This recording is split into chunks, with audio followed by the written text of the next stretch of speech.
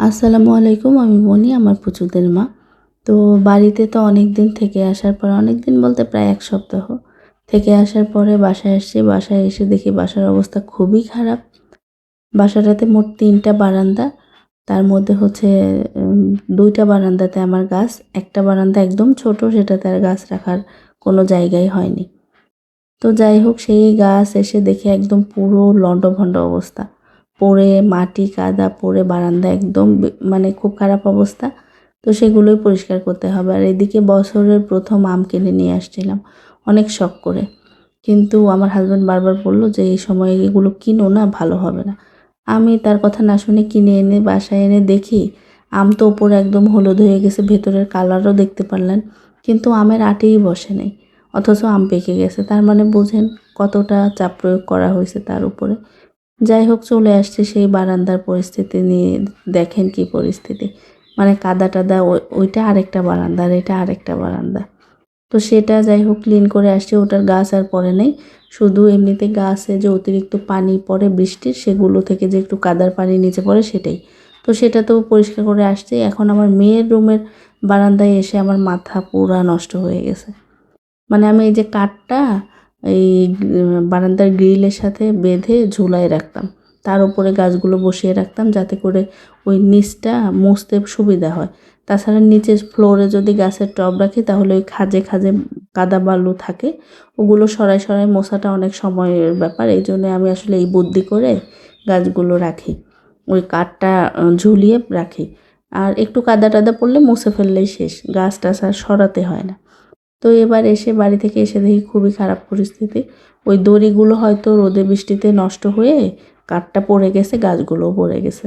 তো যাই হোক, সেগুলো সব সুন্দর করে পরিষ্কার করে ফেললাম। আর এই যে পার্পেল হার্ট যে লতানো গাছটা, সেটা তো অনেকগুলোই ছিঁড়ে পড়ছে, ওই গ্রিলে ছিল। তো সেগুলো ফেলতে মায়া লাগতেছে আমার। মানে গাছ যতই আমার থাকুক, তারপর আমার গাছ ফেলতে এত মায়া লাগে। তো সেগুলো আমি সুন্দর করে আগাটা ভেঙে ভেঙে নিছি।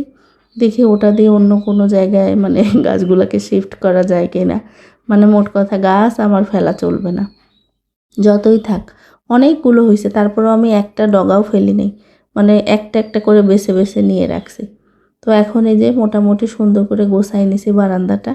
আর গাছের টবগুলোও হচ্ছে ধুয়ে নিছি। তারপরেও একটু একটু কাদা কাদা আছেই, যেহেতু ওই যে একটু একটু ভাঁজ ভাঁজ আছে ওগুলোর মধ্যে। তারপরেও যতটুকু পারছি চেষ্টা করছি ধোয়ার। আর এখানে মানে প্রতিদিনই বৃষ্টি হয়, একবার হলেও বৃষ্টি হবে এই জায়গায়। গত বছর আসছি আমরা প্রথম। গত বছরেও দেখছি এরকম প্রতিদিন একবেলা হলেও বৃষ্টি হয়। আর বেশিরভাগই রাতে বৃষ্টি হয়, দিনে রোদ। তো যাই হোক, এগুলো করতে করতে তার মধ্যে বাসায়ও এসে অনেক কাজ এলোমেলো হয়ে গেছিলো। এলোমেলো বলতে আমি তো গোছাই সব রেখে গেছি, তারপরেও বাড়ি থেকে এসে দেখি যে অনেক কিছুই আসলে নষ্ট নষ্ট হয়। তো সেগুলো সারতে সারতে সারা রাত শেষ। সকালের দিকে ক্ষুধাও লেগে গেছে।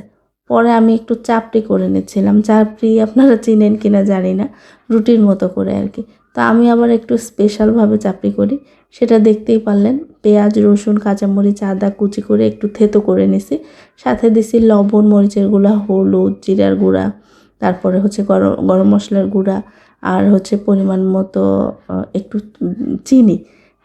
ঝালের পরিমাণটা একটু বেশি হলে মানে খাওয়ার সময় দেখা যায় যে একটু মিষ্টি আর ঝালটা বেশি লাগতেছে, খাইতে খুবই মজা লাগে। তো আপনারাও চাইলে একদিন ট্রাই করে দেখতে পারেন, ইনশাআল্লাহ খুবই মজা লাগবে খাইতে। ঝাল মিষ্টির দারুণ একটা কম্বিনেশন। তো যাই হোক, প্রথমে তেল দেওয়া যাবে না ফ্রাই প্যানে। তেল দিলে ওই রুটিটাকে গোল করা যায় না, বারবার উঠে উঠে আসে। যার ফলে তেল ছাড়া প্রথমে রুটির শেপ এনে তারপরে হালকা তেল দিয়ে হচ্ছে হালকা আঁচে ভেজে একদম মুচমুচে করে ফেললে খুবই মজা হয়। আর এটার সাথে আমি যে পরিমাণে প্রথমে ১ চামচ চালের গুঁড়া দিছিলাম, আর তারপরে হচ্ছে ২ চামচ ওই চামচেরই ময়দা বা আটা, যে যেটা দিতে চান। এভাবে দিলে চাপড়িটা খেতে অনেকটা মুচমুচে হয়, খুবই মজা লাগে খাইতে। তো যাই হোক, আমি হচ্ছে সবাই তো ঘুমে এখন, কেউ জেগে নাই। তো সকালও হয়ে গেছে। তো ভাবলাম একটু সকালের ভিডিও একটু শেয়ার করি আপনাদের সঙ্গে। এখনও অতটা আলো ফুটে নাই, তার মধ্যে হচ্ছে বৃষ্টি হয়ে গেছে রাতে। বললাম না প্রতিদিন একবেলা হলেও বৃষ্টি হয়, আর বেশিরভাগ রাতে বৃষ্টি হয়। তো গাছপালা দেখতেই পাচ্ছেন একদম ভেজা ভেজা। তো এখন হচ্ছে যাই, ওই চাপড়িটা খেয়ে পরে হচ্ছে ঘুমানোর জোগাড় করি। তো এই ছিল ব্লগ। কেমন লাগলো অবশ্যই কমেন্ট করে জানাবেন। আর ভালো লাগলে প্রতিদিন যা বলি একটু রিয়্যাক্ট, কমেন্ট আর সাবস্ক্রাইব করে দেবেন। তো সবাই ভালো থাকবেন, আর আজ এ পর্যন্তই। আল্লাহ হাফেজ।